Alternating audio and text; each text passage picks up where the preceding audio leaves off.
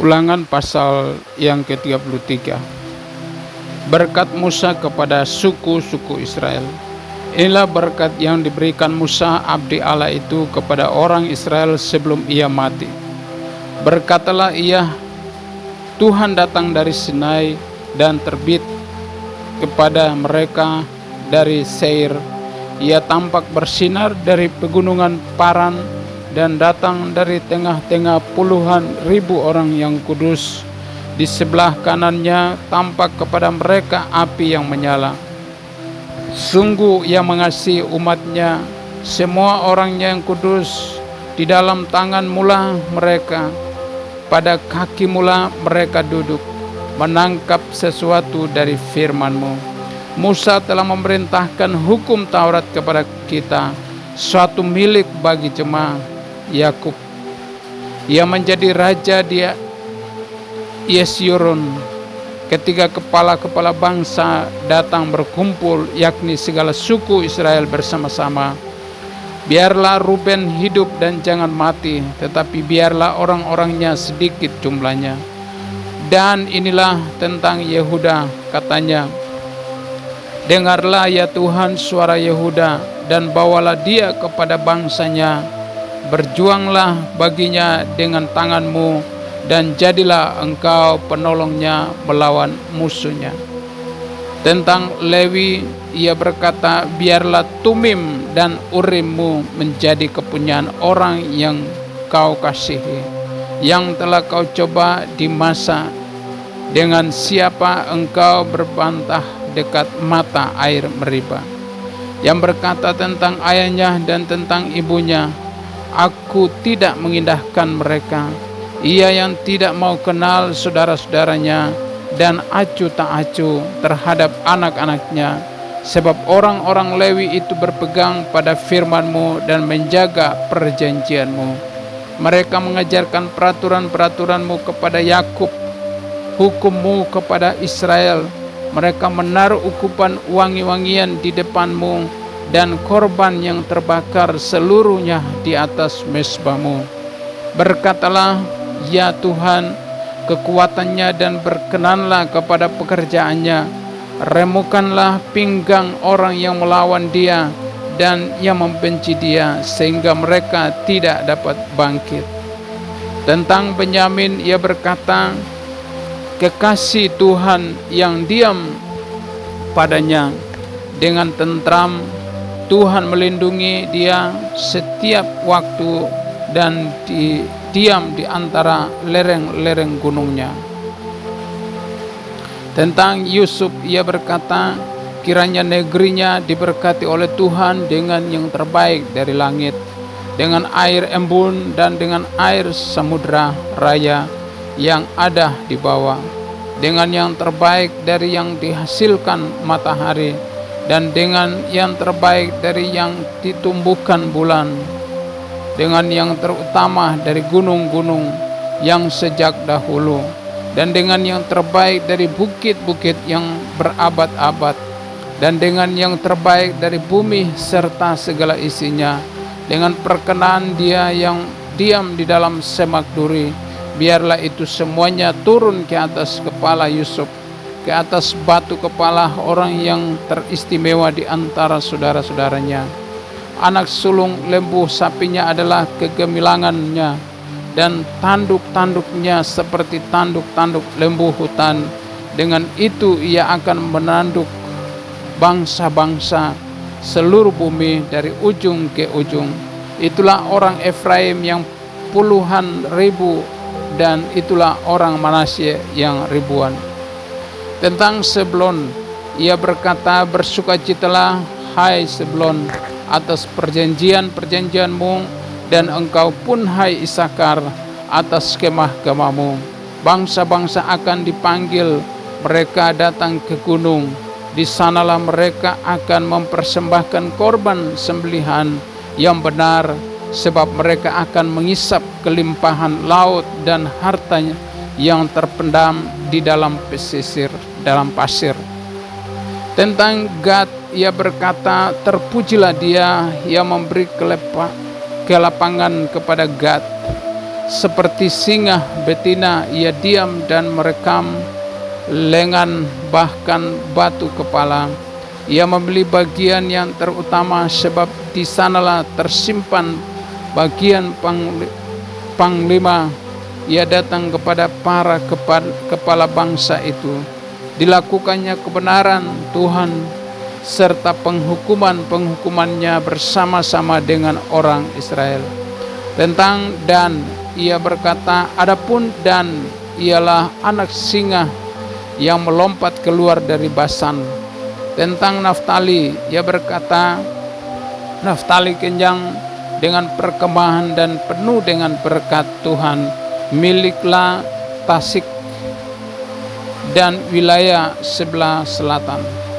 Tentang Asyir, ia berkata, diberkatilah Asyir di antara anak-anak lelaki. Biarlah ia disukai oleh saudara-saudaranya, dan biarlah ia mencelupkan kakinya ke dalam minyak.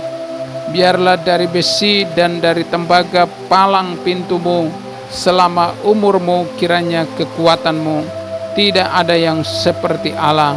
Hai Yesyurun, ia berkendaraan melintasi langit sebagai penolongmu, dan dalam kejayaannya melintasi awan-awan.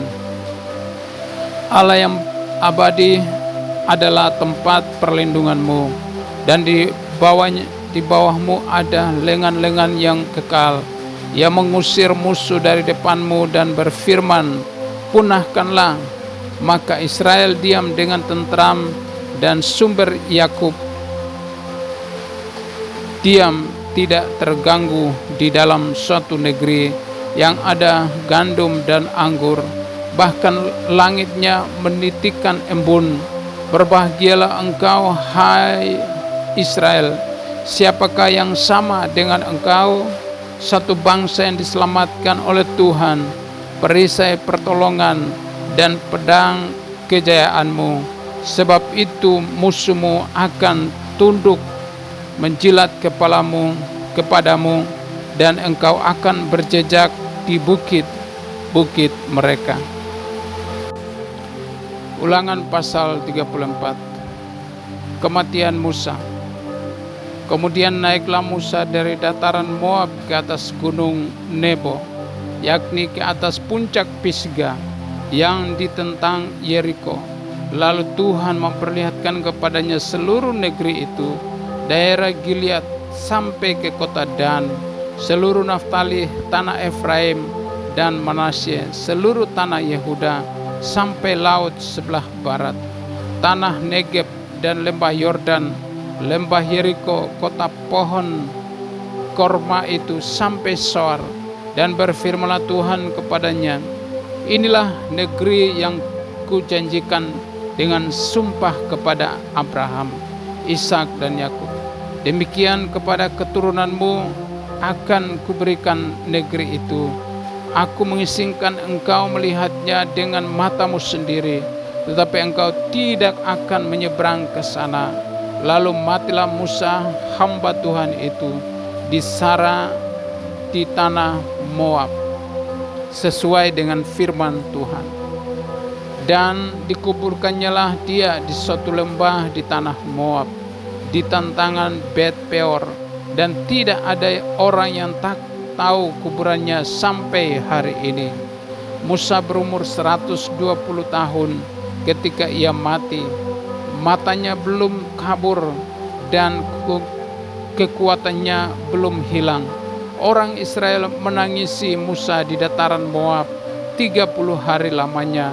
Maka berakhirlah hari-hari tangis, perkabungan karena Musa itu. Dan Yosua bin Nun penuh dengan roh kebijaksanaan, sebab Musa telah meletakkan tangannya ke atasnya. Sebab itu orang Israel mendengarkan dia dan melakukan seperti yang diperintahkan Tuhan kepada Musa. Seperti Musa yang dikenal Tuhan dengan berhadapan muka, tidak ada lagi nabi yang bangkit di antara orang Israel.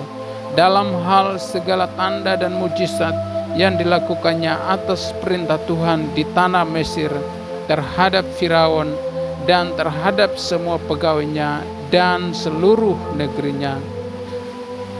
dan dalam hal segala perbuatan, kekuasaan, dan segala kedahsyatan yang besar yang dilakukan Musa di depan seluruh orang Israel. Yosua pasal 1. Perintah Tuhan kepada Yosua untuk merebut tanah Kanaan. Sesudah Musa hamba Tuhan itu mati, berfirmanlah Tuhan kepada Yosua bin Nun, abdi Musa itu, demikian: hambaku Musa telah mati, sebab itu bersiaplah sekarang, seberangilah sungai Yordan ini, engkau dan seluruh bangsa ini, menuju negeri yang akan kuberikan kepada mereka, kepada orang Israel itu. Setiap tempat yang akan diinjak oleh telapak kakimu, kuberikan kepada kamu, seperti yang telah kujanjikan kepada Musa.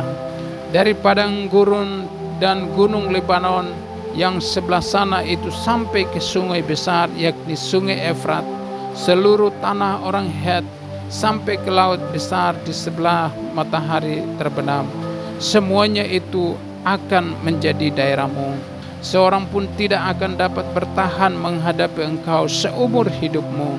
Seperti aku menyertai Musa, demikianlah aku akan menyertai engkau. Aku tidak akan membiarkan engkau dan tidak akan meninggalkan engkau. Kuatkan dan teguhkanlah hatimu, sebab engkaulah yang akan memimpin bangsa ini memiliki negeri yang kujanjikan dengan bersumpah kepada nenek moyang mereka untuk diberikan kepada mereka. Hanyalah kuatkan dan teguhkanlah hatimu dengan sungguh-sungguh.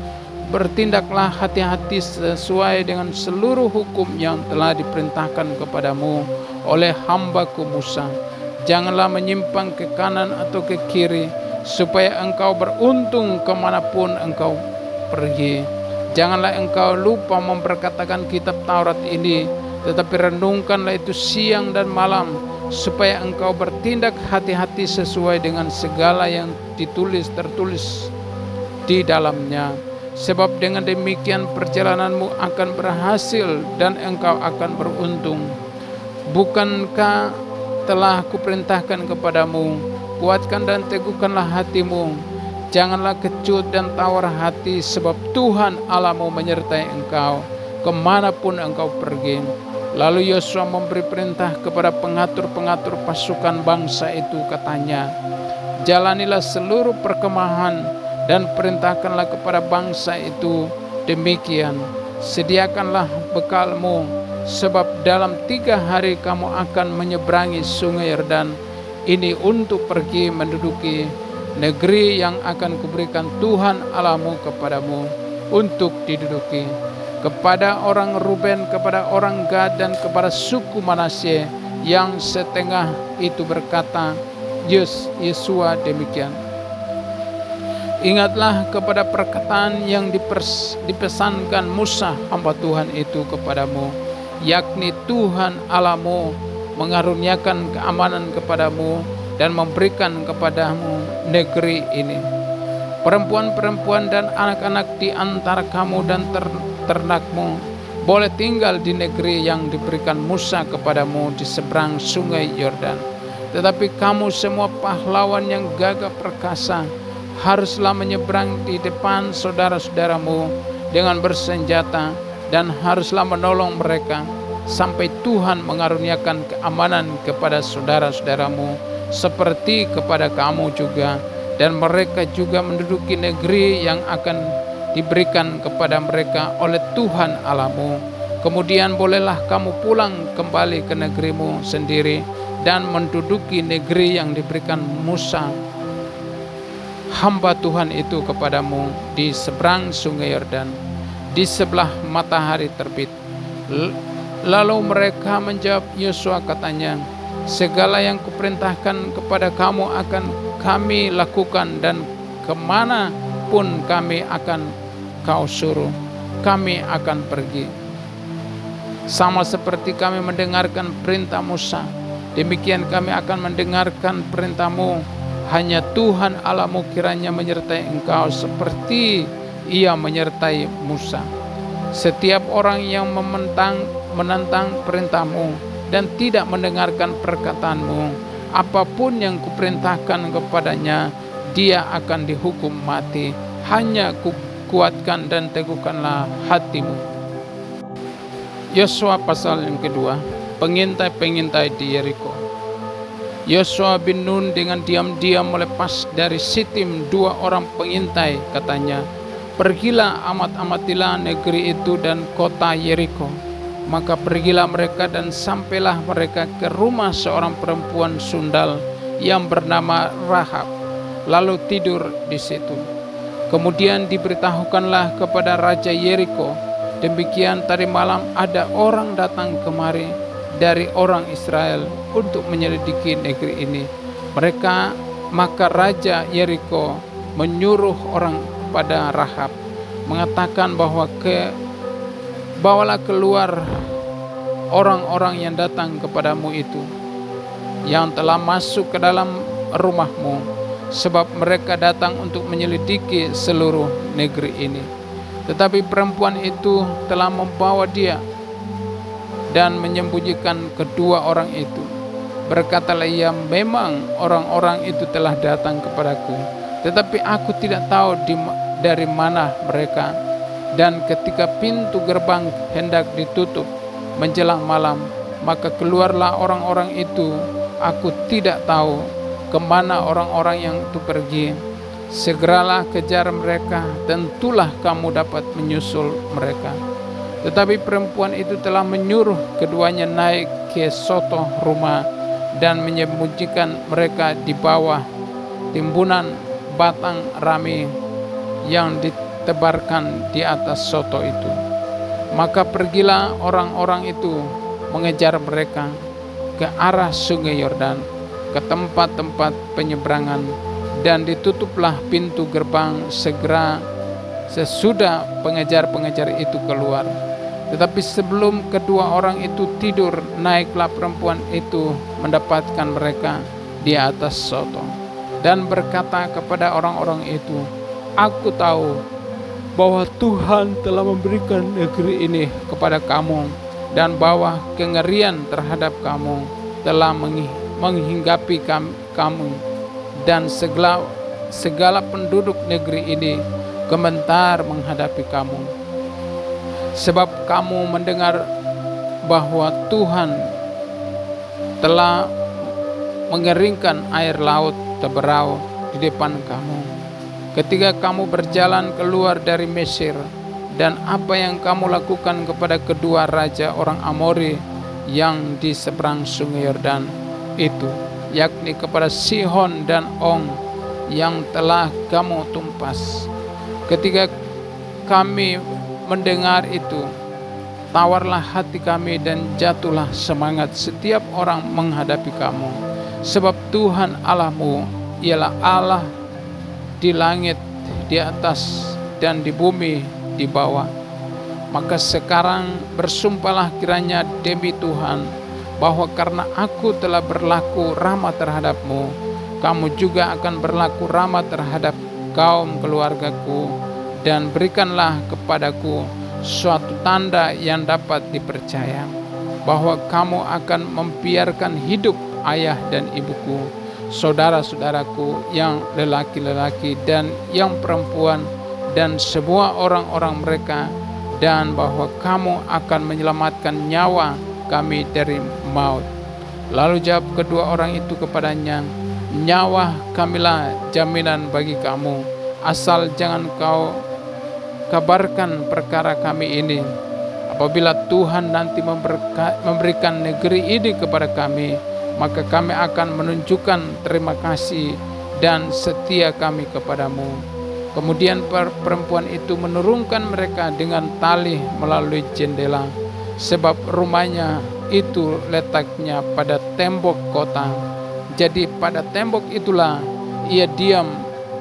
Berkatalah ia kepada mereka, pergilah ke pegunungan, supaya pengejar-pengejar itu jangan menemui kamu, dan bersembunyilah di sana 3 hari lamanya, sampai pengejar-pengejar itu pulang kemudian.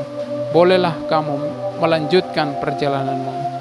Kedua orang itu berkata kepadanya, kami akan bebas dari sumpah kami ini kepadamu yang telah kau suruh kami ikrarkan. Sesungguhnya apabila kami memasuki negeri ini, haruslah tali dari benang kermisi ini kau ikatkan pada jendela tempat engkau menurunkan kami, dan ayahmu serta ibumu, saudara-saudaramu serta seluruh kaum keluargamu kau kumpulkan di rumahmu. Setiap orang yang keluar nanti dari pintu rumahmu harus sendiri menanggung akibatnya kalau darahnya tertumpah, dan kami tidak bersalah. Tetapi siapapun juga yang ada di dalam rumahmu, jika ada orang yang menciderainya, kamilah yang menanggung akibat pertumpahan darahnya. Tetapi jika engkau mengabaikan perkara kami ini, maka bebaslah kami dari sumpah kepadamu itu yang telah kau suruh kami ikrarkan. Perempuan itu pun berkata, seperti yang telah kamu katakan, demikianlah akan terjadi. Sesudah itu dilepasnyalah orang-orang itu pergi, maka berangkatlah mereka. Kemudian perempuan itu mengikatkan tali kermisi itu pada jendela. Mereka pun pergilah dan tiba di pegunungan. Mereka tinggal di sana 3 hari lamanya, sampai pengejar-pengejar itu pulang. Pengejar-pengejar itu telah mencari di mana-mana sepanjang jalan tanpa menemukan mereka. Maka pulanglah kedua orang itu. Mereka turun dari pegunungan lalu menyeberang dan sampai kepada Yosua bin Nun. Kemudian mereka ceritakan segala pengalaman mereka. Kata mereka kepada Yosua, Tuhan telah menyerahkan seluruh negeri ini ke dalam tangan kita. Bahkan seluruh penduduk negeri itu gemetar menghadapi kita. Yosua pasal yang ketiga, menyeberang sungai Yordan. Yosua bangun pagi-pagi, lalu ia dan semua orang Israel berangkat dari Sitim, dan sampailah mereka ke sungai Yordan. Maka bermalamlah mereka di sana. Sebelum menyeberang sungai, lewat 3 hari para pengatur pasukan menjalani seluruh perkemahan dan memberi perintah kepada bangsa itu. Katanya, segera sesudah kamu melihat tabut perjanjian Tuhan Allahmu yang diangkat para imam yang memang suku Lewi, maka kamu harus juga berangkat dari tempatmu dan mengikutinya. Hanya antara kamu dan tabut itu harus ada jarak kira-kira 2000 hasta panjangnya. Janganlah mendekatinya, maksudnya supaya kamu mengetahui jalan yang harus kamu tempuh, sebab jalan itu belum pernah kamu lalui dahulu. Berkatalah Yosua kepada bangsa itu, kuduskanlah dirimu, sebab besok Tuhan akan melakukan perbuatan yang ajaib di antara kamu. Dan kepada para imam itu Yosua berkata demikian, angkatlah tabut perjanjian dan menyeberanglah di depan bangsa itu. Maka mereka mengangkat tabut perjanjian dan berjalan di depan bangsa itu. Dan Tuhan berfirman kepada Yosua, pada hari inilah aku mulai membesarkan namamu di mata seluruh orang Israel, supaya mereka tahu bahwa seperti dahulu aku menyertai Musa, demikianlah aku akan menyertai engkau. Maka kau perintahkanlah kepada para imam pengangkat tabut perjanjian itu demikian, setelah kamu sampai ke tepi air sungai Yordan, haruslah kamu tetap berdiri di sungai Yordan itu. Lalu berkatalah Yosua kepada orang Israel, datanglah dekat dan datanglah firman Tuhan Allahmu. Lagi kata Yosua, dari hal inilah akan kamu ketahui bahwa Allah yang hidup ada di tengah-tengah kamu, dan bahwa sungguh-sungguh akan dihalaunya orang Kanaan, orang Het, orang Hewi, orang Feris, orang Girgasi, orang Amori, dan orang Yebus itu dari depan kamu. Sesungguhnya tabut perjanjian Tuhan semesta bumi berjalan menyeberang di depan kamu, masuk ke sungai Yordan. Maka sekarang pilihlah 12 orang dari suku-suku Israel, seorang dari tiap-tiap suku.